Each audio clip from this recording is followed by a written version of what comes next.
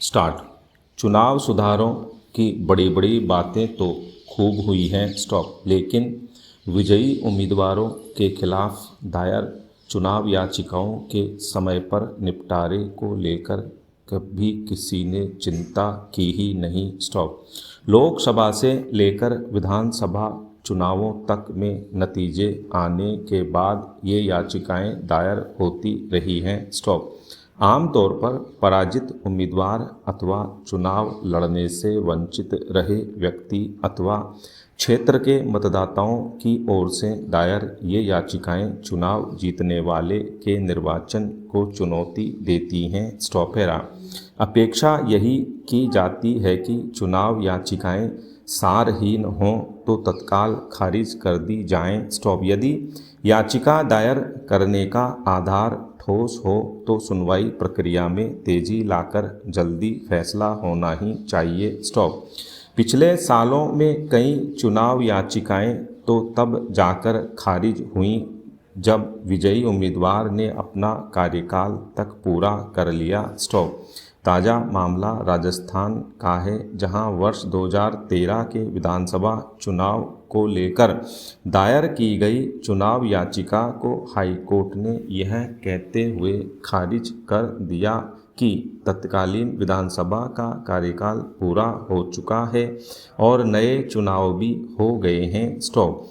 ऐसे में फैसला अब प्रभावी नहीं हो सकेगा स्टॉप। याचिकाकर्ता का कहना था कि कांग्रेस पार्टी ने उसे चुनाव चिन्ह आवंटित किया था पर समान नाम के अन्य व्यक्ति को पार्टी टिकट पर चुनाव लड़ने की मंजूरी देते हुए रिटर्निंग अधिकारी ने उसका नामांकन खारिज कर दिया स्टॉप। याचिका के तथ्य सही थे या गलत यह अलग मसला है स्टॉप।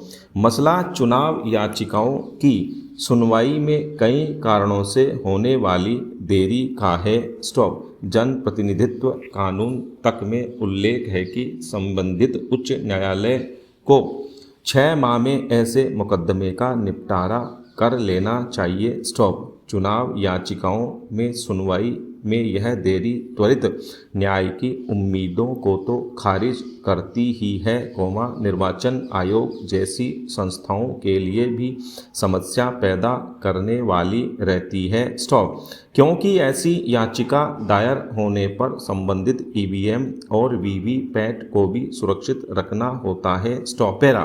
पिछले दिनों ही निर्वाचन आयोग ने कोरोना संक्रमण के दौरान चुनाव याचिकाएं दायर करने की समय सीमा में दी गई छूट को वापस लेने का सुप्रीम कोर्ट से अनुरोध भी इसीलिए किया है स्टॉप। हालांकि सुप्रीम कोर्ट पहले ही कह चुका है कि चुनावों को लेकर दायर होने वाले मामले काफ़ी गंभीर होते हैं स्टॉप, इन्हें हल्के में नहीं लिया जाना चाहिए स्टॉप। ऐसे में ज़रूरत चुनाव याचिकाओं की सुनवाई और उन पर फैसले की भी समय सीमा तय करने की है ताकि चुनाव याचिकाओं के इस वजह से सारहीन होने की नौबत न आए स्टॉप पैरा। देश आज़ाद हुआ तो उपजाऊ भाग चाहे पंजाब का हो चाहे बंगाल का सारा पाकिस्तान में चला गया स्टॉप। जो हिस्सा हमारे पास बचा वह देश की जनसंख्या की क्षुधा शांत करने में समर्थ नहीं था स्टॉप। किसानों की आर्थिक स्थिति भी अच्छी नहीं थी स्टॉप। इसी के मद्देनज़र किसानों की आर्थिक स्थिति में सुधार की चर्चा शुरू हुई स्टॉप। चुनाव प्रचार के दौरान किसानों को सब्ज बाग दिखाए जाने लगे और धीरे धीरे यह आम हो गया स्टॉप। भूमि सुधार के नाम पर भूमाफियाओं ने अपने स्वार्थ सिद्ध किए तो कभी लैंड सीलिंग कानून लाया गया और कृषि भूमि के छोटे टुकड़े कर दिए गए स्टॉप।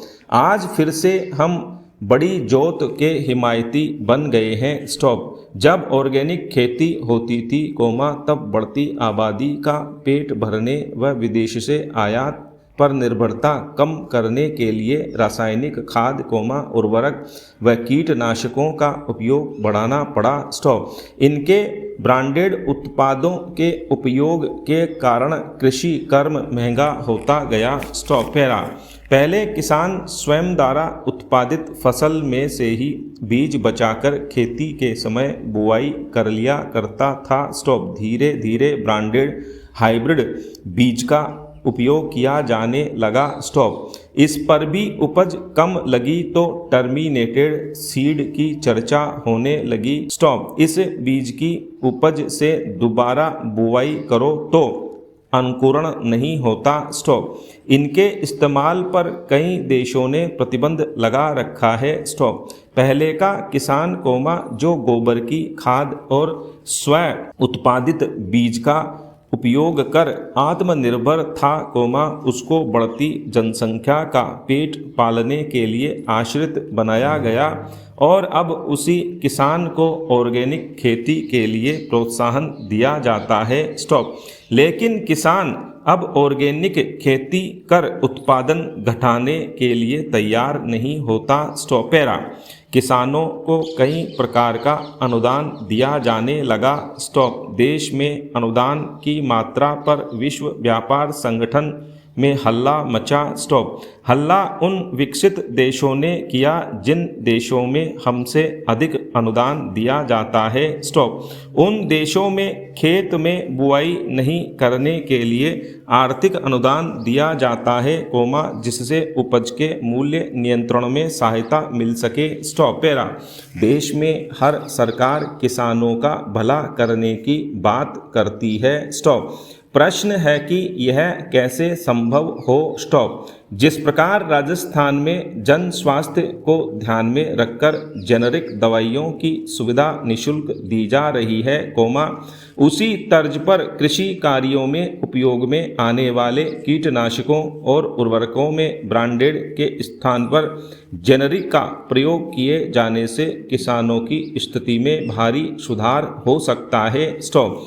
किसी भी प्रकार के उत्पादन के साथ ब्रांड के जुड़ते ही उसकी कीमतों में कई गुना इजाफा हो जाता है। स्टॉप। इस ब्रांड वैल्यू से किसानों को मुक्ति दिलाने के लिए सरकार को विशेष प्रयास करने चाहिए और जरूरी कदम उठाने चाहिए। स्टॉप। पहल कीटनाशकों से करनी चाहिए और धीरे धीरे इसे उर्वरक, खाद व बीज पर भी लागू करना चाहिए। स्टॉप। एक ही तरह के कीटनाशक में जिन साल्ट्स का प्रयोग होता है, वे समान होते हैं। स्टॉप। मूल्य तो ब्रांड लगते ही बढ़ जाता है। स्टॉप। इन्हें पेटेंट व कॉपीराइट आदि की समय सीमा पार कर चुकी कृषि उपयोग की दवा आदि पर सरलता से लागू किया जा सकता है। स्टॉप। पैरा। सरकार के पास बुआई के आंकड़े होते हैं। स्टॉप। उनसे समय रहते सांख्यिकीय विश्लेषण कर कीटनाशकों, उर्वरकों, खाद और बीज की आवश्यकता का अनुमान लगाया जा सकता है। स्टॉप। जेनरिक उत्पादन बहुत कम लागत का होगा तथा इनकी पूर्ति की व्यवस्था कम मूल्य पर किसानों को कृषि उपज मंडियों के माध्यम से तथा सरकारी संस्थाओं के माध्यम से की जा सकती है। स्टॉप। सरकारें यदि यह कदम उठाएं तो किसान की आर्थिक स्थिति में स्वतः सुधार होना प्रारंभ हो जाएगा। Stop. Para.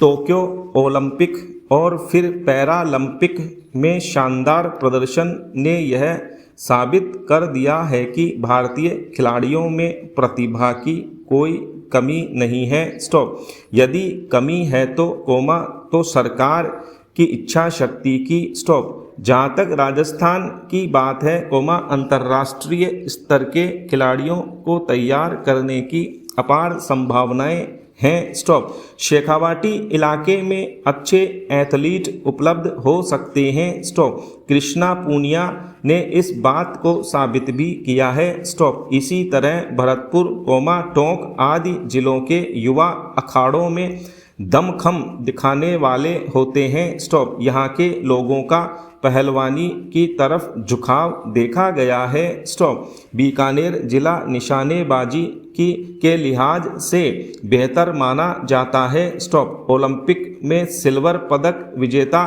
Colonel Rajyavardhan Singh मूल रूप से बीकानेर के हैं। स्टॉप। बीकानेर के पूर्व महाराजा करणी सिंह भी निशानेबाजी में अपना लोहा मनवा चुके हैं। स्टॉप। टोक्यो ओलंपिक में भाग लेकर लौटी अपूर्वी चंदेला भी बीकानेर की भांजी हैं। स्टॉप।